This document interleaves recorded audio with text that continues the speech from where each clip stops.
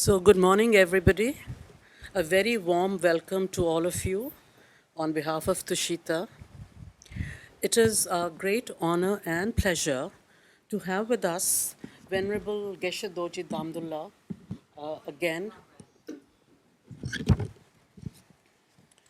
Venerable Geshe Dorji Damdul is currently the director of Tibet House, New Delhi, the cultural center of His Holiness the Dalai Lama. While being assigned with this responsibility, he also gives regular lectures and teachings, including giving philosophy classes in Tibet House, besides in many other Dharma centers. He travels widely within India and abroad to teach Buddhist philosophy, psychology, logic, and practice. He has also worked on several books, as assigned by the Office of His Holiness the Dalai Lama's book, Ethics for a New Millennium, Part 2, and the book series Art of Happiness, which were jointly written by His Holiness the Dalai Lama. Geshe has written a number of papers for national and international conferences on topics such as the paradox of the brain and mind and ultimate reality according to Arya Nagarjuna. He is currently working on two books, namely Journey into the Paradox of Brain and Mind and What Constitutes the Ultimate Reality, the effects of understanding the ultimate reality. Geshe, we are so happy that you accepted so gracefully to teach here today. And we always look forward to your teachings at Tushita.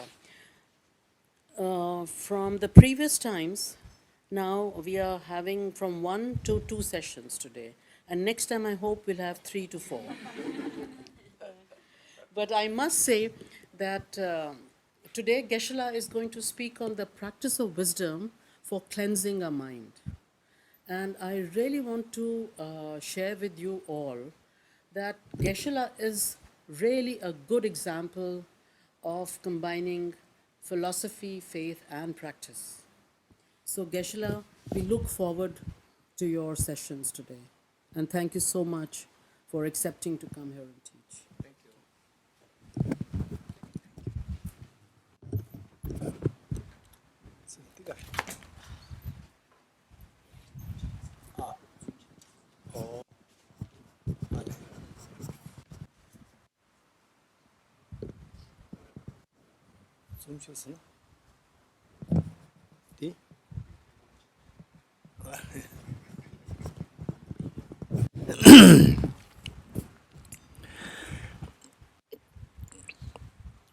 Thank you, Professor Renukachi.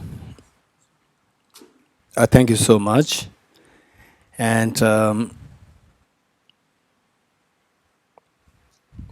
it's a great joy for me to see my long-term friends like Venerable Namdullah, who I remember having met since both of us, we had black hairs.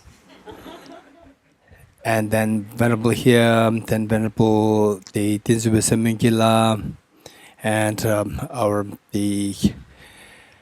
Nicola here, now here in Tushita Center, and the Tinsubiala also there, and many of my long-term friends here, and yes, in fact, my talks oftentimes can become a little technical, and some people like it, particularly people from academic background. They start to like it, whereas some people, they may expect that, okay, what is this? We're expecting some meditation, is so talking all the time. Yeah, so the point is that it differs. It depends on the individual's temperament. So with this in mind, I'm just wondering if there's a way by which, like this, where Arimatria's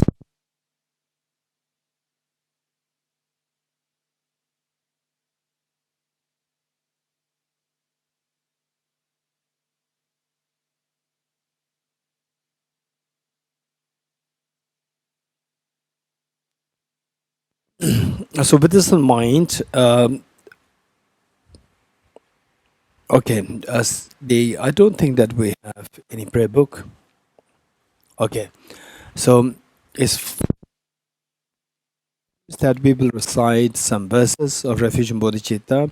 Meanwhile, those of us who may not have these verses on our fingertips, let us just make a commitment that, if possible, as His Holiness always um, wishes that people, if possible, to render service, help to other people, and if not, at least I'll not harm others. If this much you can commit yourself, that's good enough. Just set your motivation. And why this setting the motivation is important is for the reason that in the first place, the Tibetan great masters, they say that what you do, to what extent this will be of some benefit is determined by two things, two activities, one at the beginning and one at the end.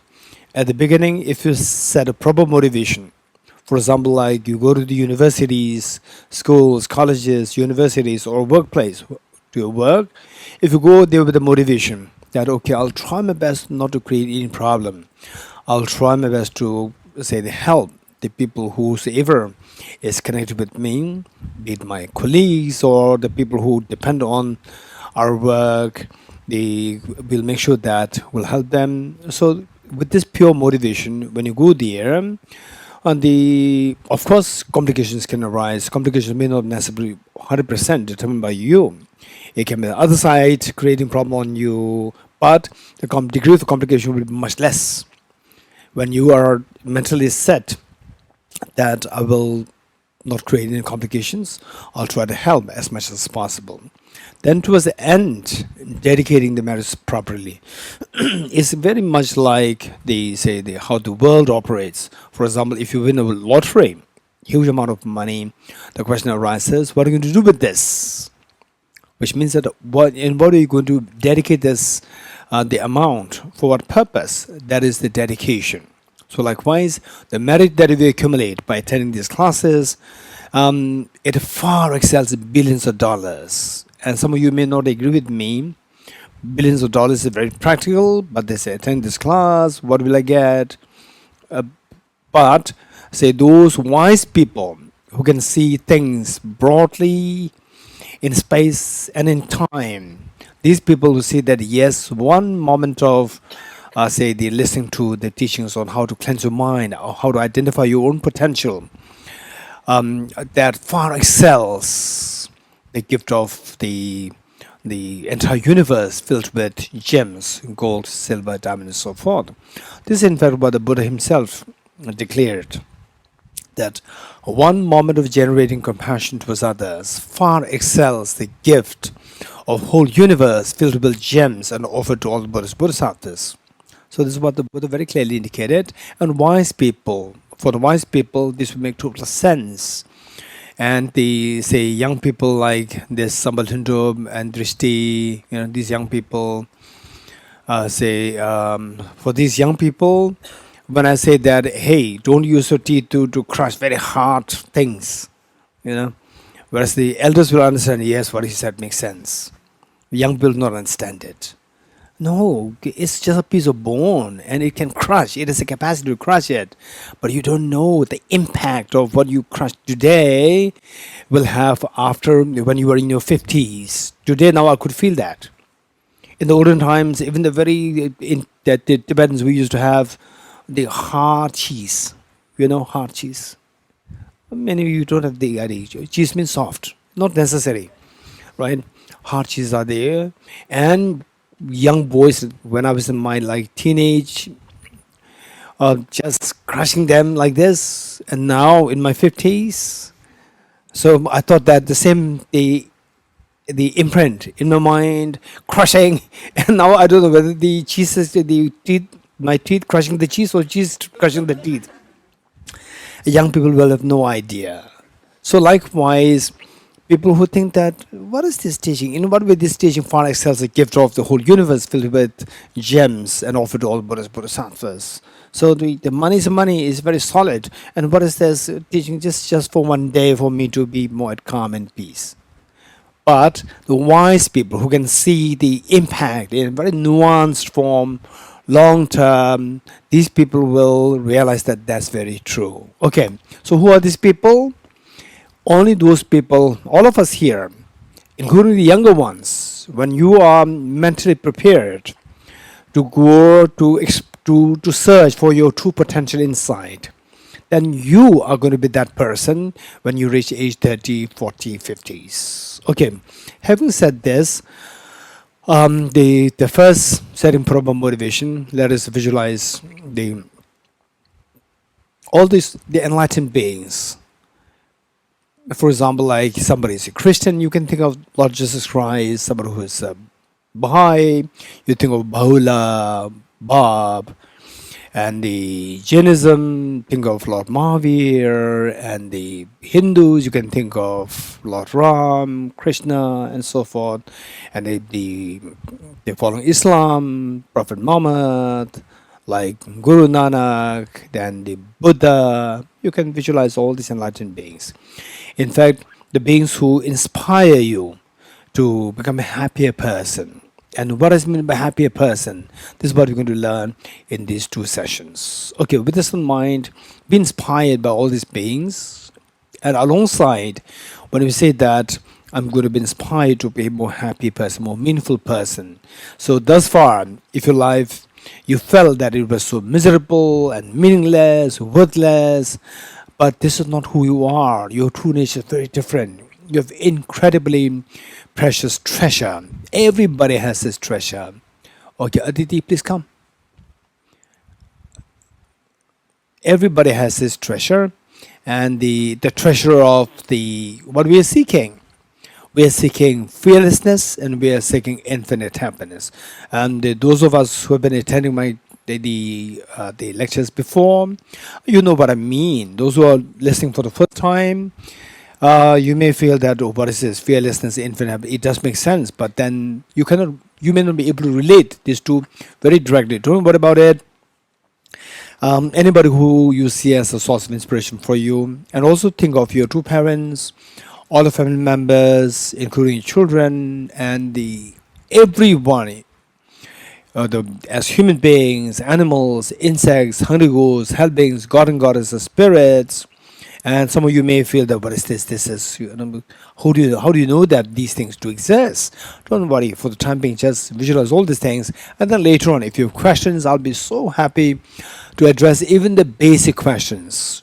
You may think that your questions are so basic, but perhaps one question that you ask may be like the question which many of them have in their minds to ask, may not be able to ask it, but you may be the one to ask this question and be of help to many people when the answer is given.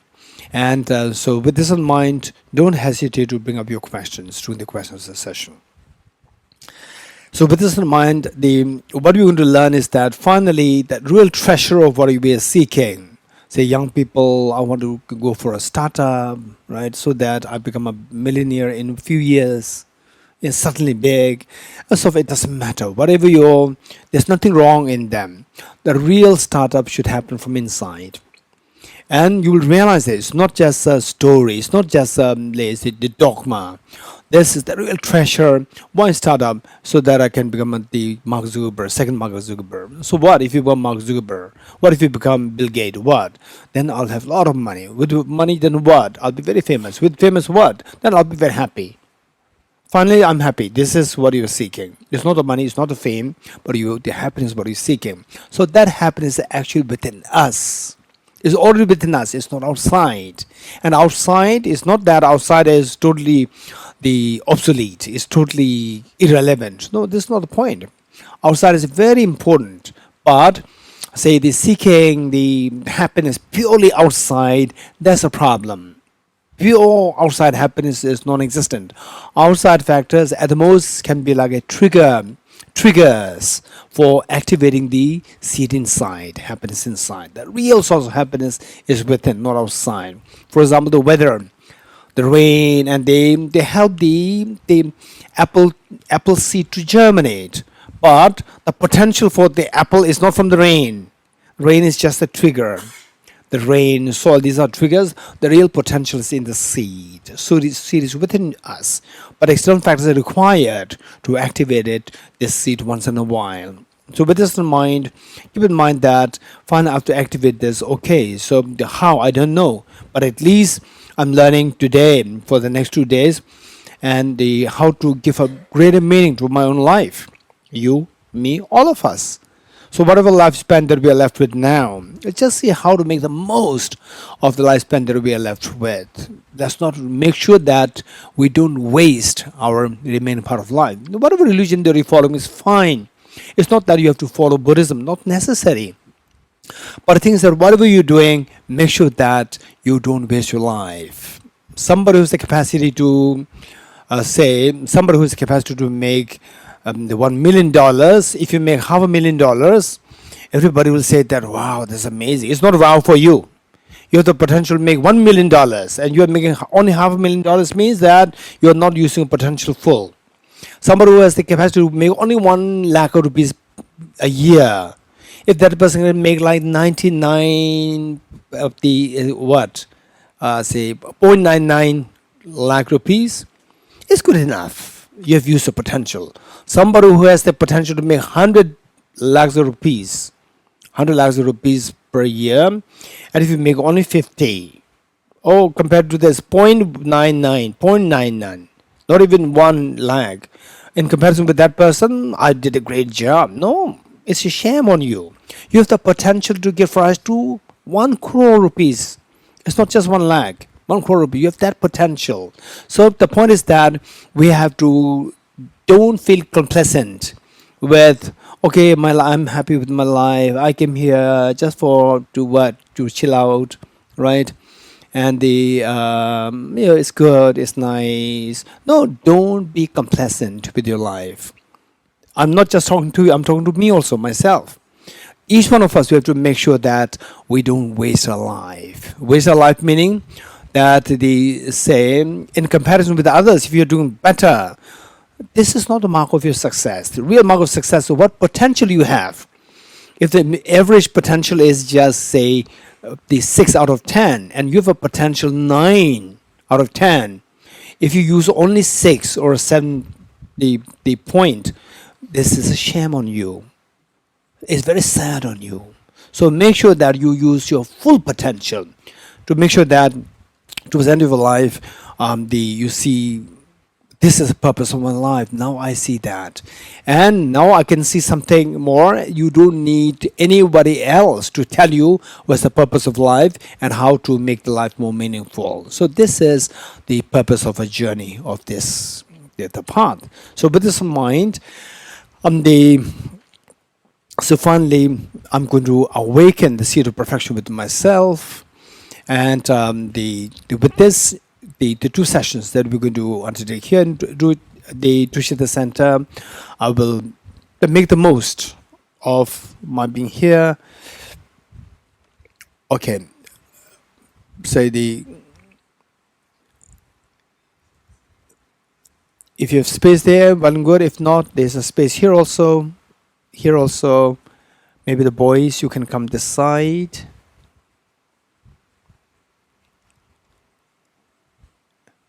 Okay.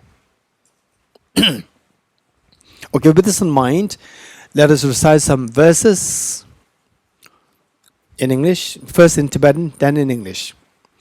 Sanye juda zoge chonam la chanjo bado dane gyabzo che dage jinso kebe sonam tola benjir sanye dubare sho sanye juda zoge chonam la chanjo bado dane gyabzo che dage jinso kebe sonam tola benjir sanye dubare sho sanye juda zoge chonam la Chanju bardo dane gyabso che dage jinso kebe sonamge tola penjere sangye jubare sho.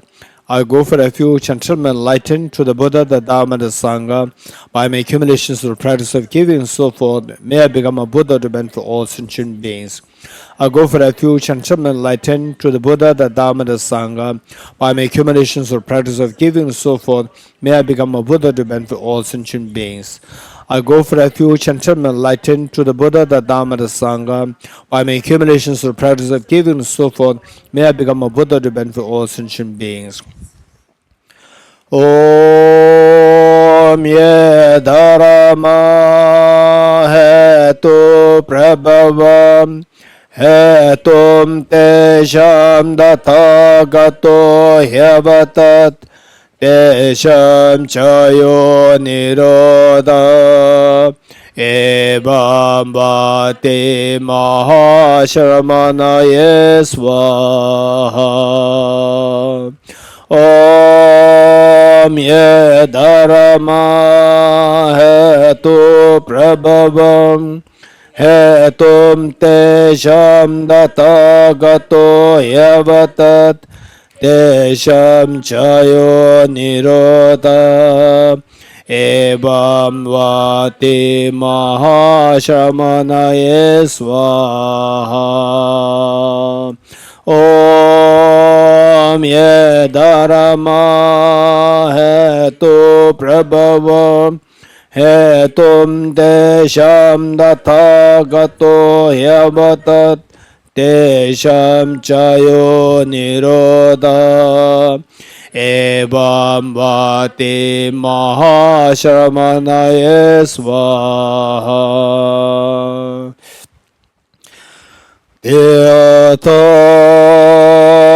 Om Gate Gate Paragate Parasam Gate Bodhisvatyatha Om Gate Gate Paragate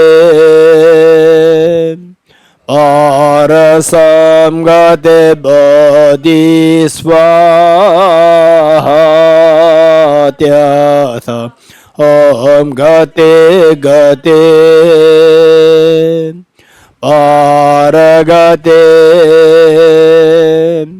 Parasam Gate Bodhisvaha. Okay, today the topic is on the cleansing the mind on the basis of the understanding deeper philosophy. And in this connection, of course, we need to begin with many questions, and alongside that, it's going to be in the form of, many of you know that the teachings which I do usually is very interactive. The meaning that I expect it's not like you unilaterally that you're listening to me, and you know why this encouraged. You know why there's interaction happening is for the reason that finally I say something, I share with you my thoughts, and these thoughts, whether you agree not agree, it's not necessary that you have to agree, but at least you have to know that he said it. For example, like I say 2 plus 10 equals 20, and you will laugh at me. You're getting it? So at least you've understood what I said. You're getting it? So when you go out, oh, he said, that's why I thought that 2 plus 10 equals 12, but he said 20. So I learned something new. This is not how you leave this place. How you leave this place is strange. He said, he even doesn't know the mathematics. 2 plus 10 equals 20. This is wrong. It's odd. It's so weird. Right? So if you go with this attitude, which means that you got me correct, because you've understood what I've said. You have understood the wrong that I said as wrong. You're getting it? So this is the basic spirit with which you have to listen to my talk.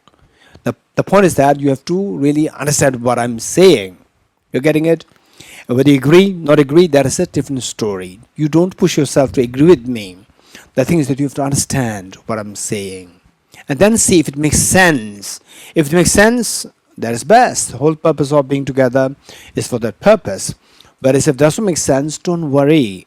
At times, that the even if it doesn't make sense the at that very moment, sometimes what I would suggest is that they say if somebody gives you something and if you don't know what it is for, just keep stacking in your room, right? And later one day, when you become expert in these areas, then you see what I got collected, what I collected many years ago, and you may say, oh, they are very important, many important things there. So, my attitude towards life is don't accept things easily, don't reject things easily. Let me repeat it. Don't accept things easily, don't reject things easily. If somebody tells you and if you don't understand it, they don't reject it simply because that you don't agree. Don't reject it. Keep it. It doesn't mean that you agree. You're getting it? You don't have to agree. But if you reject, we never know. It can be diamond covered in a mud. We never know. And if you accept it readily, it may be a poison inside. We never know. So, with that sense of caution, take it, don't accept it, don't reject it. Okay, so with this in mind, nowadays we see that I personally would come across many people, and the oftentimes very sad stories, the loss of near and dear ones, loss of your mother, loss of your father, loss of your grandfather, grandmother, and so forth. All these things are what I'm hearing every day. Early morning, I get a message. It's all about these things, and then I say prayers for them. They request for prayers. I say prayers for them, and I give some, the advice to them. But when I give the advice, I always tell myself that you are giving advice, but you also will also disappear one day. You're getting it? We should be mindful of that also. It's not that I'm giving advice, oh, but unfortunate, I'm very sorry, that is that so like not happen to me. No, it will happen to every one of us. Believe it or not, at the time of the Indian the independence, population of India was about like 200 million. By the time Indian independence, today is 1 billion. Today is 1 billion. 200 years ago, world population may be like 1 billion. Today is 8 billion human beings. 200 years ago, say 1 billion human beings. Today we are these human beings. They're all gone. You getting it? They're all gone. So today 8 billion human beings. 150 years down the line in the future, at the most 1 or 2 persons will be left. Remaining will be gone. And out of these 8 billion human beings, 99.999% of the people, the new generation will not even have a clue who you as a person existed. Will have no clue. So with this in mind, we have to remember all these things. In other words, we learn how to see things from far away in time and in space. Then we will become very realistic person. If you see only things locally, today, in time, in space, just my house, then you'll feel suffocated. You'll feel suffocated, and then if you have a problem, you'll not know how to solve the problem. But if you know things broad in space, in time, then if you have this problem there, okay, I've seen that part of the world also. There, this problem is solved through this approach. Then you can apply it here. So that way, overall, your mind will there's emotional balance created where your mind will not be in stress. So you will only see things in relative terms, not in absolute terms. So having said this, what I'm sharing with all of us is that we're all bound to meet with difficult situations. Okay, Vikram, you come here. We have a space here. Good. And They that when we do encounter with such situations, we have to know a little bit. Sometimes we always also talk about ignorance is bliss. Ignorance is bliss. There's nothing good in it. Don't remain in ignorance. Don't remain in ignorance. There's nothing good in it. But don't remain in garbage of information. There's also problem. You're getting it? So all these Facebook, Instagram, unnecessary information, right? Say the same information, you hear it 10, 20 times from different sources. Information is one. And then meanwhile, it is just so many things are added, deleted, according to one's own taste. The media, they taste, according to their taste, they added, deleted, so many things happen. And then you get information, it gives you such a scary impression of the world. So that way, it is so you know. And then the people are also very happy to look at the filters. The filters. Oh, wow, this is amazing, amazing, amazing. This is just so extremely silly on our part. Extremely silly. This is how we are wasting our time. And let us, each one of us, be very honest. Say the last 2, 3, 4, 5 years, you've been watching this Instagram, Facebook, and so forth. Today, tell me what information is left with you today, which is constructive and meaningful. Out of 100, 0.0001, 99.9%, they're all garbage. You're getting it? So why I'm saying this is that it's so important that particularly young people, younger ones, not only younger ones, even the elder ones, also younger ones nowadays, right? There was even the elder ones also after this, right? You go to the airport, everybody's like this, right? And you go to the office, is everybody like this? So the point is that this is a problem. So there, in other words, how to learn to use our time productively. I'm saying this to you, I'm saying this to me also, myself. Luckily, I don't really have the time to go through all these things. Why? Not because that I'm good, because that the situation keep me so busy, right? Like this teaching, Tibetan's teaching, and so forth. And then, although I'm at home, still have to prepare for evening teaching. So that way, I'm lucky that way. So I can talk like this. Otherwise, if I'm not in this situation, I'm not too sure, right? The point is that we should be wise, not to make sure that our time is not wasted. Okay. Having said this, the difficult situations, when we encounter with difficult situations like the loss of a near and one, so forth, so how to tackle these situations? This is so important. While we talk about awakening your true nature, to cleanse our mind, to awaken the diamond within us. Each one of us, we have this diamond. And oftentimes, if we are so engrossed, infatuated with external attractions, meaning that pulled by external things like medias and so forth, the danger is that you'll forget yourself.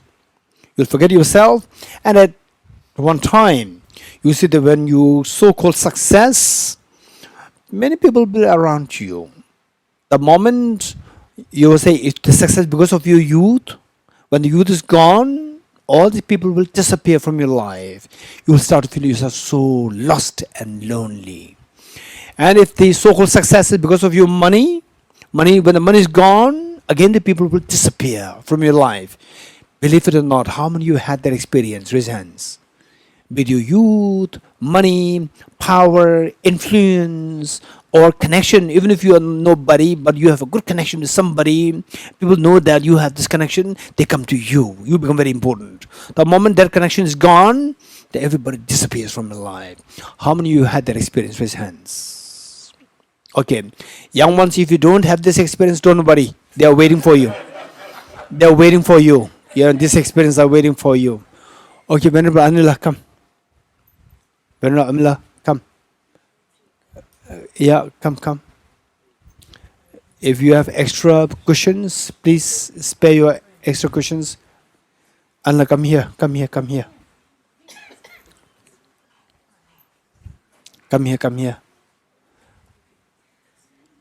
The cushions. Chavi, make sure that you have cushion.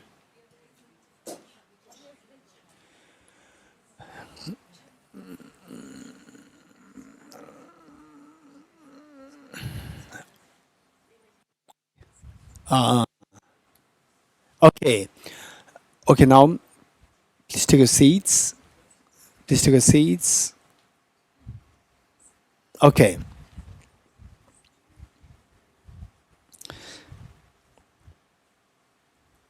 What was I saying? Yes. Okay. And then they say, in your life, once upon a time, say you have so many people, and then suddenly all these people disappear from your life. How you react? There are two ways of reacting.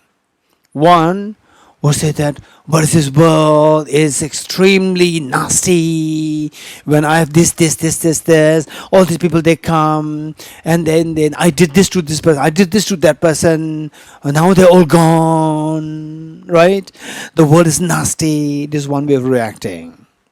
Another way of reacting is very different. Okay, now I realized another reality, which I never expected, but this is a reality. So I'm so glad that I've discovered this reality. People come and disappear for whatever reason. They come. If it's for my youth is gone, people disappear. If it's for money, my money is gone, people disappear. If my power, the power is gone, people disappear. Okay, this is the one reality, right? Reality. They don't complain. They don't complain.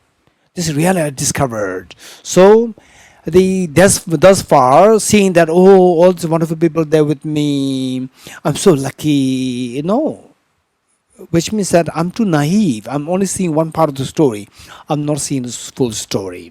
So that way, how you react is not only the people disappearing, and how you react is also another, say, the examination for you to examine, the what is your the say the what is your mindset, how you think.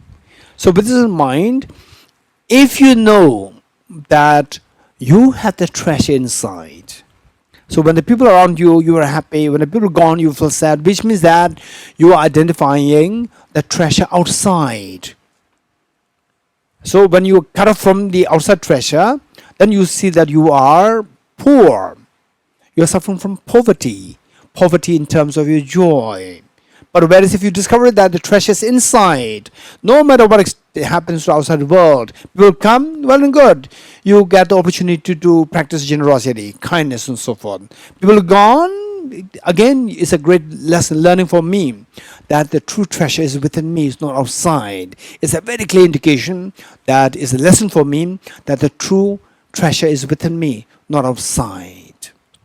So that way we see that you can take any situation in your own hand, that it should not disturb your mind. This is so important. So with this in mind, we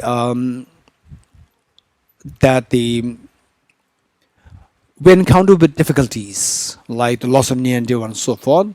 What is really happening? And many people, they have no clue what after death. They have no clue, and then they think that, well, it happens to everybody. So what, right? And the different religions, they talk like this, but then who knows? And you don't even attempt to explore what is that like after this. So with this in mind, today the two sessions, as Professor Renwaji requested, this is a great opportunity for me, that meeting with all of you, and then I was constantly contemplating on how to to lead this class, the two sessions, and I was thinking of doing a little differently, rather than the way in which I used to do in a very what is a formal, proper, step by step, very systematic. Instead of that, to do slightly differently. So today I'm thinking of taking the text, which is known as how the Bodhisattva should behave at the time of the last hour of his life. So the text is there in this book. If you have the blaze, the Tibet House book, The Blaze of Non-Dual Bodhicittas, soft copy, hard copy, whichever you have. It should be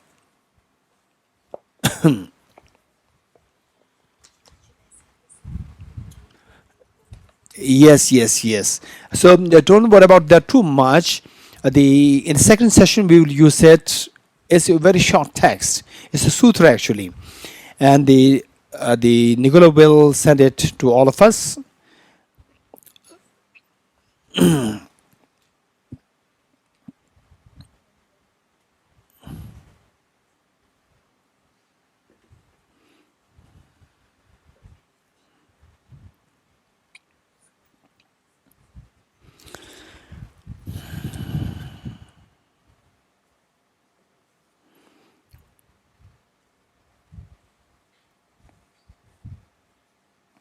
Okay, the text is known as the Noble Mahayana Sutra, Wisdom at the Hour of Death. The Noble Mahayana Sutra, Wisdom at the Hour of the Death. In fact, this is in the form of response which the Buddha gave to the Bodhisattva Akashagarbha as to how a Bodhisattva should think during the last days of his or her life.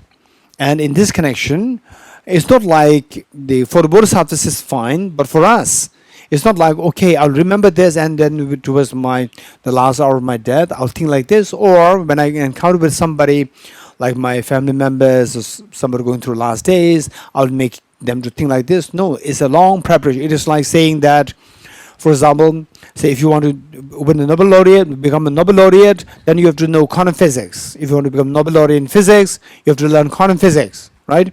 If you learn quantum physics and then you go there, there's a chance for you to become a Nobel laureate in physics.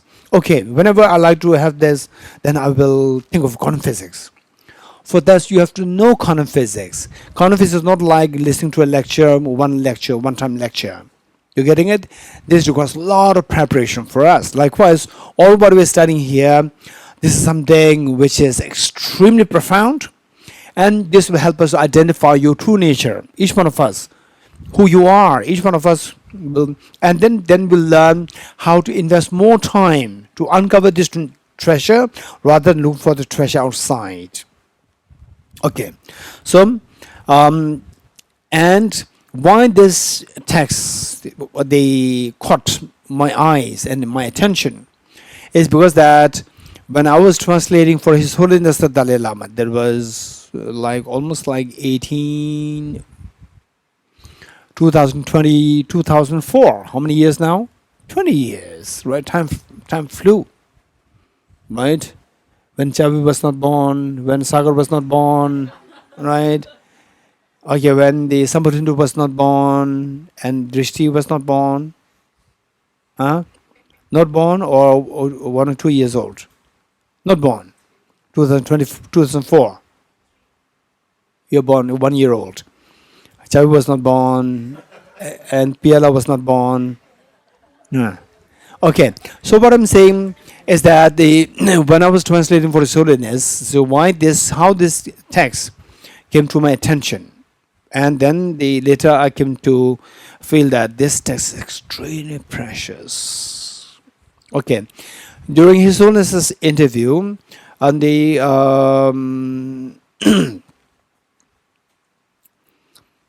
there was somebody who was coming up with some questions on Dharma, and then I was there as a translator in His Holiness's residence. And then His Holiness will be giving the response, and oftentimes His Holiness was referring to this text, particularly the commentary written by the 7th Dalai Lama. I'm curious to actually write to translate the comment on this. If this was you remind me, if we can translate the commentary on this. The sutra is very short. It's just about 1 page, 1.5 pages, but a commentary by the 7th Dalai Lama. I'm wondering whether it's available in English or not. If not, I would be happy to translate. And nowadays, I don't know the age. Because of the age now, hitting 50, I become more enthusiastic to translate the important, sutras, because time is passing, now nearing, and so that we have to do the maximum with the available time. And so I'm thinking of, if recently I just checked with one of my friends about Lama Tsongkhapa's a classic text in Tibetan, Leshe Nyingbo, the eloquent speech, essence of the eloquent speech by Lama Tsongkhapa on the philosophy of Chittamatra and Madhyamaka. It's an extremely important thing, and it was many years ago, about like 20 years ago, 20 or 19 years ago, when I was with Dr. Tushita. I just inquired if there's any possibility for him to translate this into English, and I vaguely remember that he said yes, but then thus far, of course, this book, incredibly precious treasure for all the English-speaking people, meaning who depend on English. Lama Tsongkhapa's the commentary on Madhyamaka Avatara, in the illuminating the true intent, that was translated by Tushita, is extremely beautiful translation. We used this last year for the study of Madhyamaka Avatara.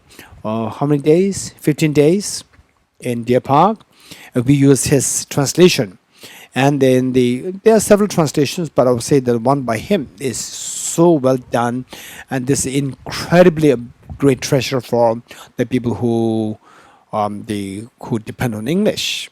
Otherwise, all these brilliant the commentaries, the legacies remain in Tibetan language, not translated into the foreign languages. So therefore, that is available, and I'm keen that the essence of eloquent speech by Lama Tsongkhapa, if that be made available in English. So I just checked with somebody, and Professor Jeffrey Hopkins, he did a part of it, and he was still the first part on Chittamatra. I know that it was already translated, published many years ago, almost 15, 16 years ago. But second half, I checked, and then it's still in the pipeline. It's not really out. So I'm keen that it was translated. So likewise, the commentary on this text is something which I'm keen that be translated, made available for the English, because that from the Nalanda studies conducted by Tibet Hauz, we see that people can very quickly reach to that level of understanding the philosophy in depth, and these people, they really need to have the more solid materials, not like the easy commentaries, but the solid commentaries like Lama Tsongkhapa's text. We can see that people can grow so fast. As such, these commentaries are required for the English-speaking people.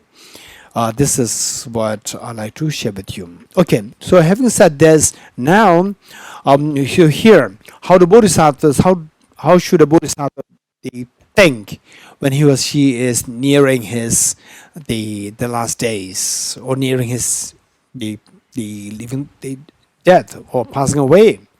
So here, then the Buddha identified that, for example, for us, when we leave the world, what's the feeling like? They say you can see many other people having left the world, and you read how the people left, and you can see that how I may also feel like that. Say, oh, now I'm going to be separate from my family, I'm going to be separate from my my wealth, my property, my this, my that. So you may feel a great loss of separation. Why? So what's the problem? If you are separate from them, then these are sources of my support, these are sources of my, say, the happiness, joy. No, real joy is inside you. So Buddha is identifying that. So you are actually, wherever you travel, you have the seed of joy within you. Ultimate seed of joy. It's not just metaphorical. It's not just like a story. It's a reality. You are actually carrying this, the most precious treasure in the universe is always with you. The only thing is that if you don't uncover it, then it'll always be seen as a mud. But if you uncover it, it's not a mud, it's a gold inside. It's a pure gold inside there. So this is what the Buddha is identifying, your potential, not like the Bodhisattva's potential, your potential. When you become a Bodhisattva, your potential, this is what the Buddha is helping us identifying, this potential within us. And then the Buddha helps us identify the potential on the various levels. Same for a small child, like age 1, 2, 3, right? If you're able to say the mummy, right? Then your family members will be so happy, right? Then when you 8, 3, 4, 5, you say mummy. What mummy? You should be able to say A for apple, right? If you're able to say A for apple, then they'll say applaud you, right? Then you're already 10 years old, still A for apple. No. So there you should be able to say the aeroplanes fly because of what? Because of the air, right? Propeller and so forth, right? And then so class 12 aeroplanes fly because of the air. No, you should be able to say the whole solar system, how they operate. And then when you class 12, you should be able to say how universe, the solar system, just a part of the one side of the Milky Way galaxy, and the whole solar system is moving along with the rest of the Milky Way galaxy, which in turn is a part of a tiny dot of the whole universe. So you should keep evolving. Likewise, to the Buddha nature inside, the seed of perfection within us, each one of us, your potential within us, the Buddha is identifying, helping us to identify that on various levels. They are so precious. And I don't know why for this class, these 2 sessions, this desire with me, or this aspiration within me, came up to touch this, the text. This is so precious. Okay, so with this in mind, first of all, for some of you, it may turn out to be a little technical, and you may feel bored, and I'm not going to blame you for that. If you feel bored or too technical, they take it as your pride. You know why? Because otherwise you will never hear these complicated topics. You're getting it? And you have a potential to understand way beyond these complicated topics. So if you don't take the opportunity, you will never learn. You will never learn how to uncover your true potential inside. You will never learn the skill. And if you don't learn the skill, you will forever continue to suffer in your life. Not only in this life, future lives as well. We all have the potential. In other words, never underestimate your potential. Believe it or not, say if you have the intelligence as sharp as that of Nagarjuna, Albert Einstein, particularly Nagarjuna, for sure you will not come to a 10-minute lecture here. You're getting it? And if you do come, you come here to check on me, right? So is he teaching something authentic, or he is creating his own ism, right? Okay, so the point is that they say, believe it or not, when you think about Nagarjuna, Sangha, Acharya Vasubandhu, Acharya Dignaga, Acharya Dharmakirti, Albert Einstein, Niels Bohr, and so forth, and look at Charles Darwin. It's amazing. I really feel so infatuated or really amazed by the wonder of the brilliance of Charles Darwin. It's amazing. One person taught the whole range of the biology, evolution. It's amazing. So, and then say Albert Einstein, relativity theory, Niels Bohr, Heisenberg, talking about the principle of the quantum mechanics. It's just amazing.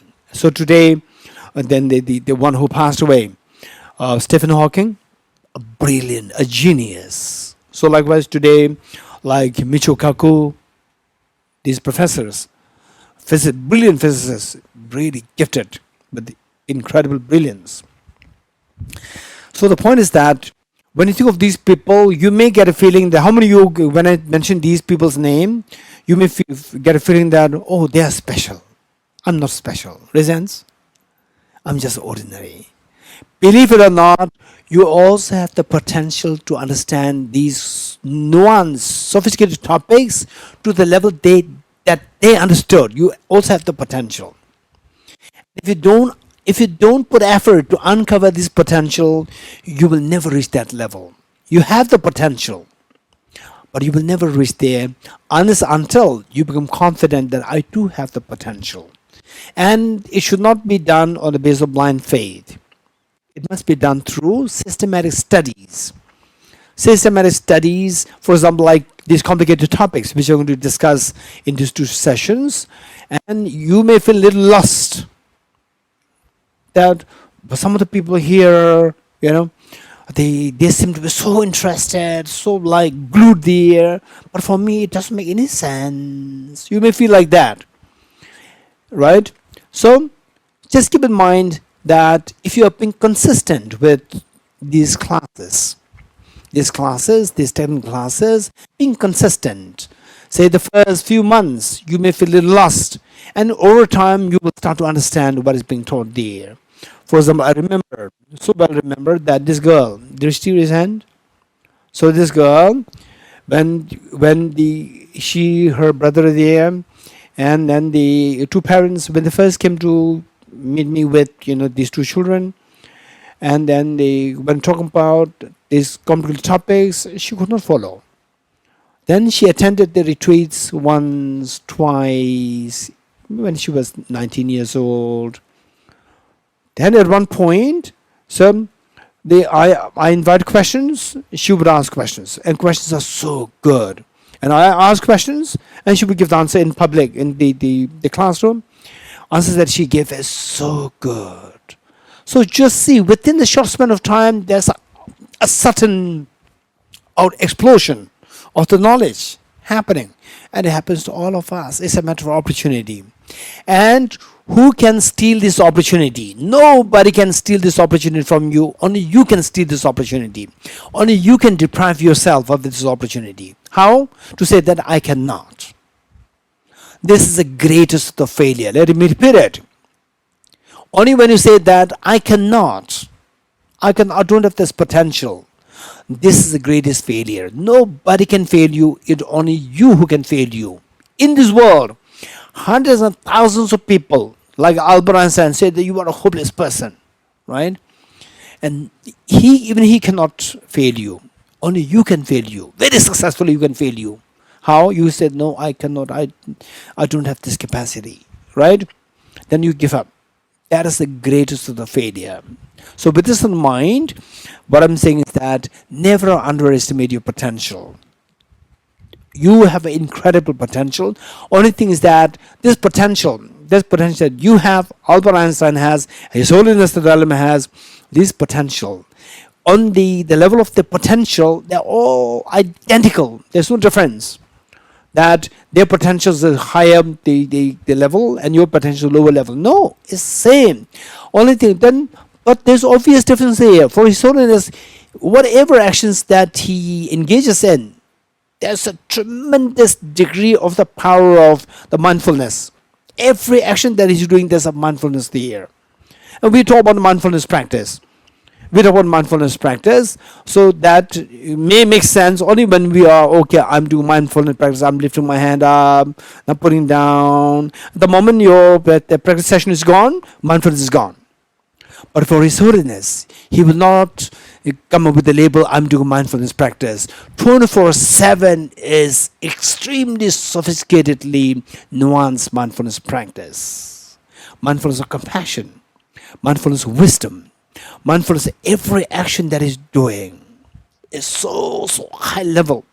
So how come that he has reached such level and we are so ordinary? If the two potentials are identical, that is a matter of opportunity.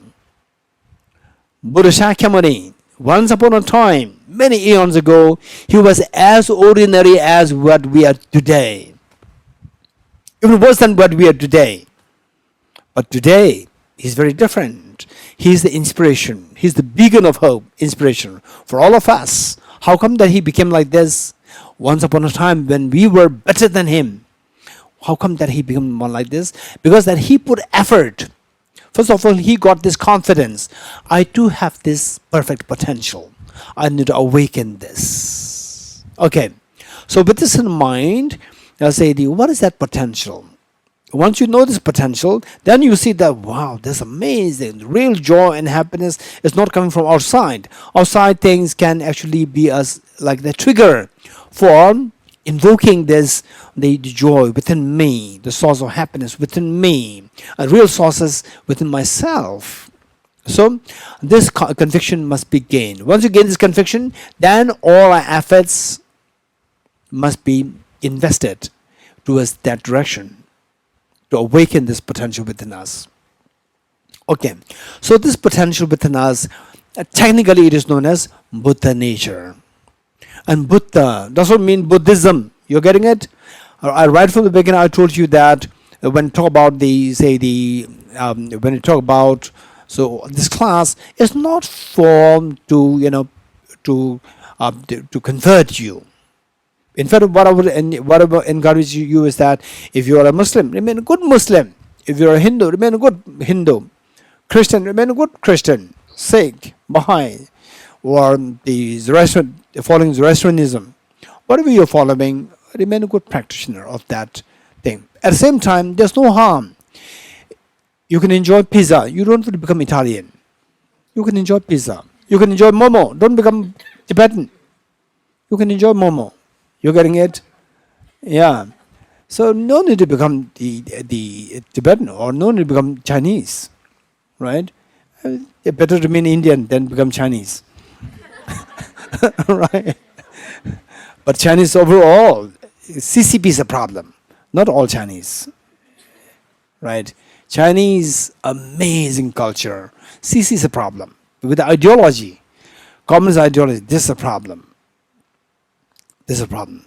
Okay, so with this in mind, the Buddha nature, when you speak of the Buddha means Buddhism. No, Buddha is a Sanskrit word. It means awakening. Awakening. Anybody can be awakened. Anybody can be, with respect to quantum physics, the Niels Bohr is awakened. With respect to relativity theory, Albert Einstein is awakened. At the time of Albert Einstein, it was once believed that there were only 3 people on this planet Earth who understood relativity theory. Only 3 people. And one time, one person asked a friend, a physicist friend of Albert Einstein, is it true that there are only 3 people on the planet Earth who understood relativity theory? And a physicist friend of Albert Einstein, he was not giving an answer, he was just contemplating. And the third person said that, is it not true? He said, wait, I'm thinking of who the third person is. Why the first person is Einstein, second person himself, and third person he was not sure. You're getting, he was thinking of who that third person is. So look, so they are awakened in their own disciplines. Likewise, with the evolutionary theory, Charles Darwin is awakened. So awakened doesn't mean the Buddha, but the Buddhism. So Buddha means the awakened one. Awakened one, somebody who's awakened. Somebody who put effort to awaken their own potential fully, so that they don't have to rely on external factors to trigger this happiness inside. So this happiness, order to awaken fully, that no external factors, all the external factors become totally redundant, totally irrelevant to you, because that your joy and happiness is 24/7. That is the point when you become the full awakened being. Okay. So with this in mind, we have if I were to tell you that when you feel happy, what is that? Is it the physical? What we have is, since that our class here is purely empirical in nature. Empirical meaning something which we can experience. We are not going to talk something which we cannot experience. So for example, when you feel sad, when you feel happy, what is that? Is it your physical body or is it your mental? I feel sad. Mental or physical? mental. And some of you may say it's a brain, nothing to do with mental, it's a brain. It doesn't matter, brain for time being.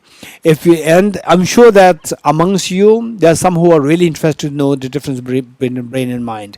This is extremely important topic, and yet it requires a lot of proper studies. Otherwise, say some people may say that, oh, brain and mind, these two are different. And when you go to listen to the talk, it's all about the stories, somebody remembered the past life stories, and it doesn't really help us much. These stories are helpful, but these stories should not be the main reason to prove that there is a mind which is different from the brain. It should be a logical explanation rather than telling stories. Stories can be used as like the support for us. For example, like Professor Stevens last time, Dr. Renugaji was invited as the chairperson to chair the speech by the lady professor who talked about the reincarnation and the birthmarks. So that lady professor talked more from the academic the standpoint. And so what I'm saying is that, for example, Professor Stevenson from the America, and I learned that he passed away. He spent about 50 years in this research. So all the anecdotes that he shared that would be extremely helpful for us, but what I would say is that they can be used as a support, not as a main reason. The main reason should be used to explain things in a very logical way, rather than saying that somebody remembered the past life, somebody, this child, the narrated his or her past life anecdotes and then taken to the place, and when they tell you so well. These things are there, but I would say that, like Pramana Vartika, Acharya Dharmakirti's text, where the reincarnation is explained purely through logic. So these are things we need to learn. In other words, what I'm saying is that this class, 2 sessions, is to be something very empirical, something very experiential, not like, having to believe in something. Okay. So with this in mind, when you speak about I'm happy, I'm sad, it's all about your mental state. It's about a mental state. It's not about really physical. The physical, for example, you have cheesecake, you feel happy. Okay, seems like cheesecake everybody loves. Your eyes, become even more. Wow, suddenly there's something which is so pleasant to hear, right? Okay, so so there you have a physical, the tender feeling with the cheesecake. When you say sad, I'm happy, these are all mental. You getting it? Say the physical happiness and the mental happiness, they are slightly different. For example, with a cheesecake, only when you have the cheesecake, have it, there's a physical, when the cheesecake is gone, then that happiness is gone. But still, if the happiness is left, it is purely mental. You getting it? Not the physical. Physical happiness is related to the physical stimulus. When the physical stimulus is gone, then the physical happiness is gone. But still, if you feel happy, it is on the mental level. For example, you think of your mom who has been so kind, nice to you, right? And this feeling joy happening in you. Are they related to the the movement? 100% yes. You getting it? Even the mental, the joy, happiness, they can be triggered by the movement of the energy within your body. And today, the energy that the Buddhist psychophysical explanation of the energy versus the hormones explained in the biology, the biochemistry. So these two are not 100% same. They bear great similarities and parallels, but they're not 100% same. Why not 100% same is that when we go through deep sleep, or when we go through coma state, or when we go, particularly I would say when we go through what is known as a clinically death state. So there, all the hormones, they stop, movements stop.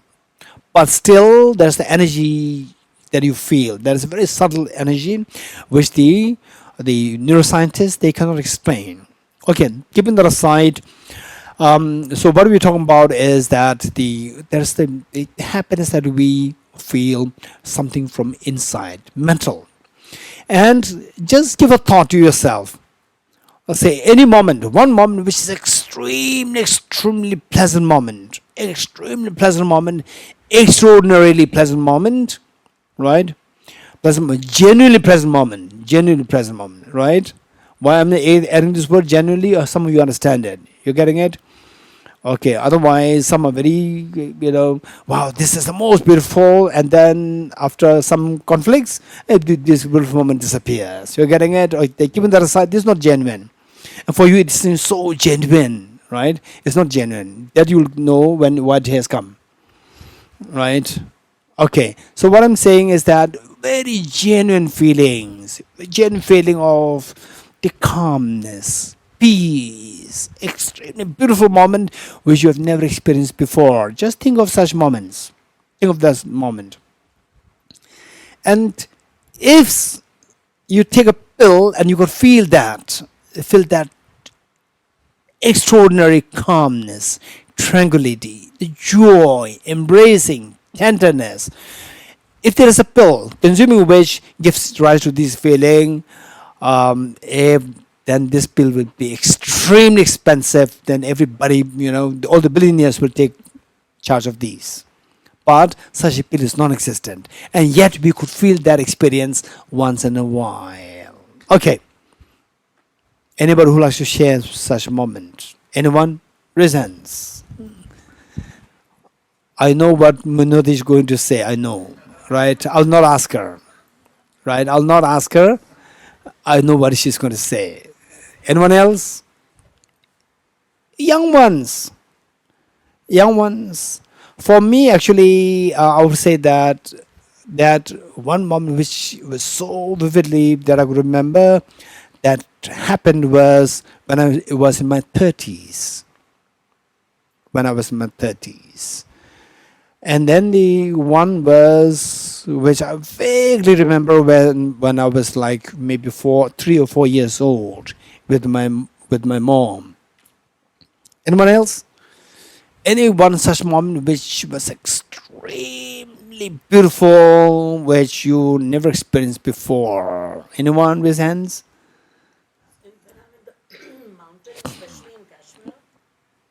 In the mountains, Kashmir mountains.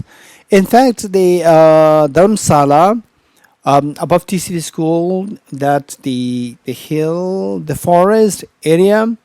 Many years ago, when I was little, I was in my teenage. When we would go there, I could feel like what Professor Renu was just explaining, feeling of sanctity, peace. Then gradually, more and more people started to build their huts there. That sanctity disappeared. Now we don't feel it anymore.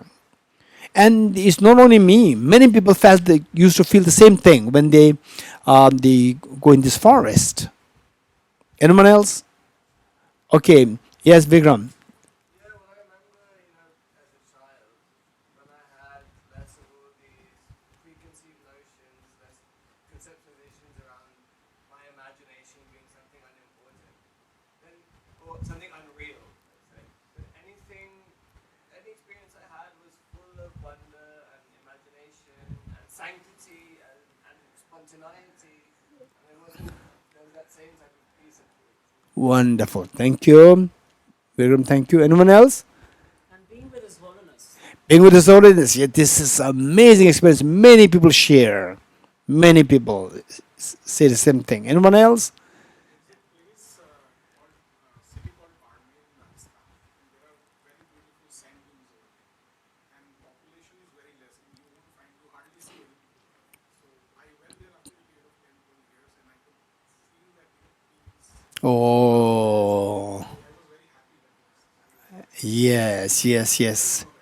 I agree with you. In fact, that I felt when I was in what is that place? I forgot this name very frequently. There's one place in South India. Predominantly, that place they are churches, Christian churches, and my friends took me there, and when I just entered into that, not the campus, in that place, that feeling, how your name, how Mr. Praveen, how he explained, I start to feel that there's a calmness, sanctity, tranquility, extremely tender feeling was started to come to me. Wow, that's amazing. Okay, so anyone else? It can also happen in dreams. Yes, of course, it happens in dreams also. Yes. Aditya?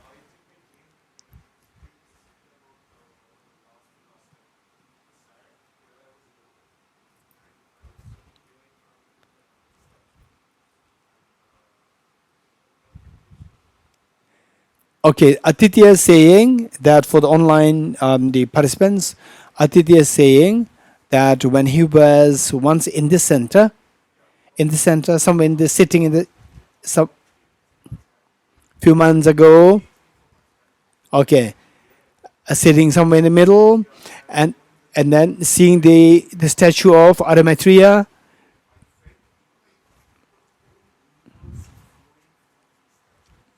Whole universe is flowing towards him from the statue,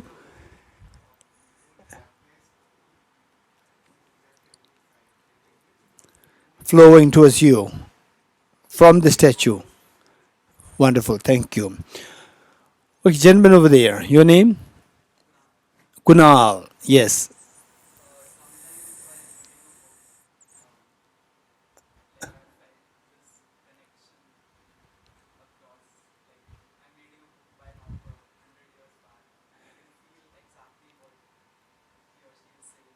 Okay, what Kunal is saying is very interesting. On the when he was reading a book, 10 minutes. Okay, 10 minutes passed. Okay, what Kunal is saying is that when he was reading a book, the book which was describing a situation like 100 years ago, and he can relate to that very easily. What the people are talking, what kind of situation, he could relate it very easily and feel connected across time, connected with those that time, the people there, the situation there. And I would say that many of you may have the same experience particularly when you were reading those books when you were in your teenage. Yes, yes, that was during your teenage or in your 20s. Okay, before 30. Yes, your 20s. So which means teenage and 20s. Yes, you connect. So most likely, my speculation would be that you say when you are very young, meaning age below age 5, 6, your mind is predominantly acting on the basis of the imprint from the past life. From 6, 7 through to like say the 18, 19, right? You start to act the half from the past, from this life both, because you are being influenced by this life imprint so greatly. So half. So reading books can connect you very easily. So now, in your 30s, read the same book. See if you can connect. And most likely you will not connect. Because your mind is acting predominantly by the imprints of this life. This life, not by the past lives. So people who remember the past lives usually happen before age 5. Usually before age 5. Rare exceptions, age 6, 7. Even those people who remembered the past life during that age, when they hit age like, say, the 11, 12, 13, they forget the past memories. They could not remember anymore. Okay, so these things happen. So what I'm saying is that now let us listen to Minodiji. Okay, is our close? Yes. Yes, Minodiji, please share your.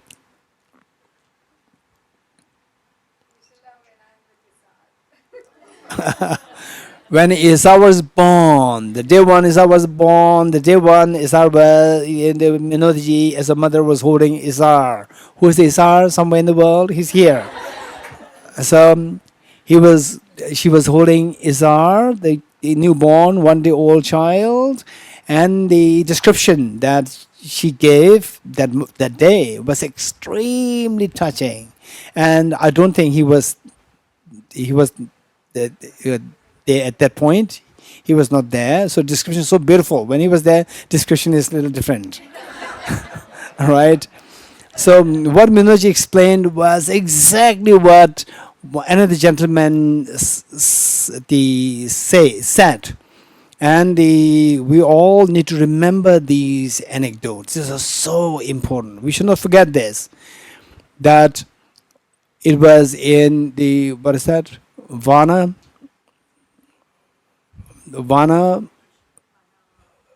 Healing Center, Vana Retreat in Dehradun. So I was conducting a teaching like this, and I asked the same question, and everybody was talking about like what Minoji was saying.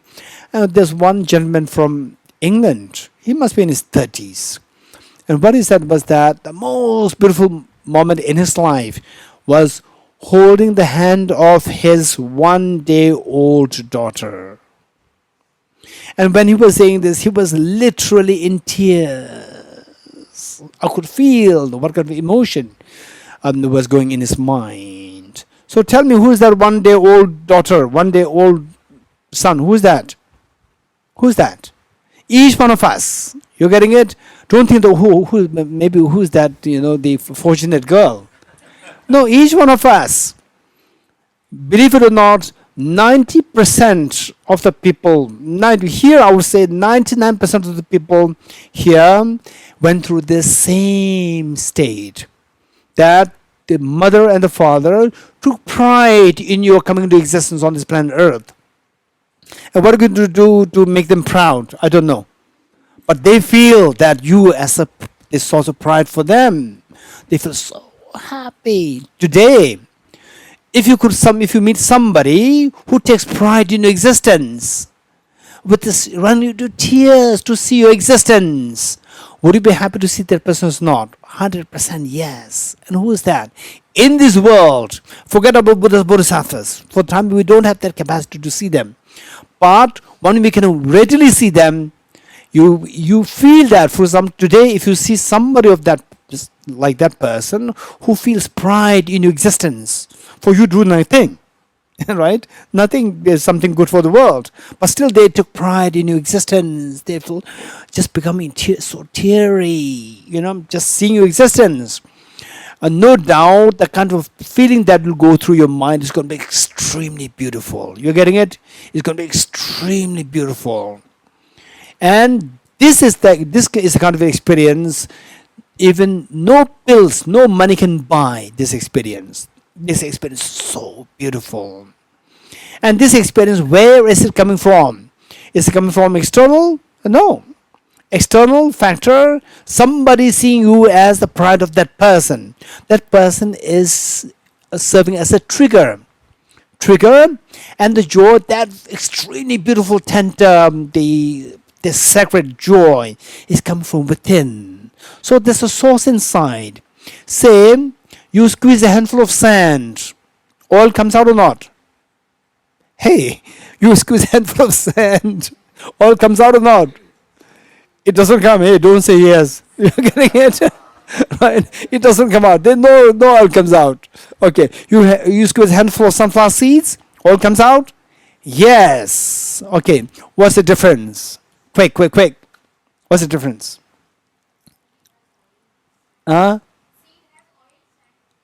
Say, in this sunflower seeds, there's a potential for oil inside. Versus sand, there's no potential for oil. How many agree with me? Online, offline, all of you? We agree. What's your name?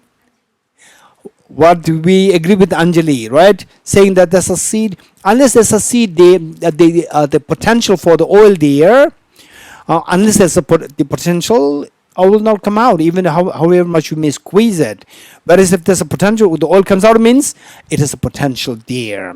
So likewise for us, there's somebody takes pride in existence, and the person feels so connected, so embracing, tender, seeing you, and then you will just melt into the ease, beautiful moment. So where this beautiful moment coming from? Unless there's a potential inside, it will not come out. Like no potential for oil, nothing will come out. No oil comes out.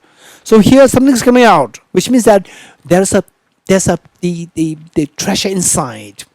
And that is a treasure. If you just imagine that this beautiful moment of feeling inside you, if that lasts for 24/7, right? You will never have anger. If this feeling of joy is just pervading 24/7, you have no anger issue, there's no feeling of, say, the loss, hopelessness, no room for depression, nothing. You getting it? So this is when the potential inside is awakened fully. So we all have this potential. In fact, for me, the two moments, one was that was in my 30s when I flew to Singapore and my aeroplane landed, touched the Singapore the airport, touched, and instantly extremely beautiful moment came in my mind. Feeling came in my mind. Not because the Singapore airport is so beautiful. No, we cannot see the airport at all, right? It's just the barren just the tar, the tar ground. That's it. But extreme and pleasant feeling it came to me. That's so tender, a beautiful moment, amazing. Why? Because I could anticipate that there are people waiting outside, people waiting there, who genuinely wants my presence there to learn from what I have to teach them. I know that they are genuinely waiting there. It's not like for the sake of the purpose of, so okay, so we invited him, so he's now here, so now we have to go, right? Someday that was truly missing. It's purely out of there's a genuineness there. So just the thought of this, so subconsciously it just triggered this beautiful feeling inside. So there's a treasure inside us. Each one of us, we have this treasure. Even if you may have been through a very depressive life, but this treasure's there within us. Treasures there. So the only thing is that we need to learn how to activate it. Okay, so we have one more sessions this afternoon, and then this next session we'll go through the text and we'll explain what is that treasure like. Or we'll stop here. Yeah.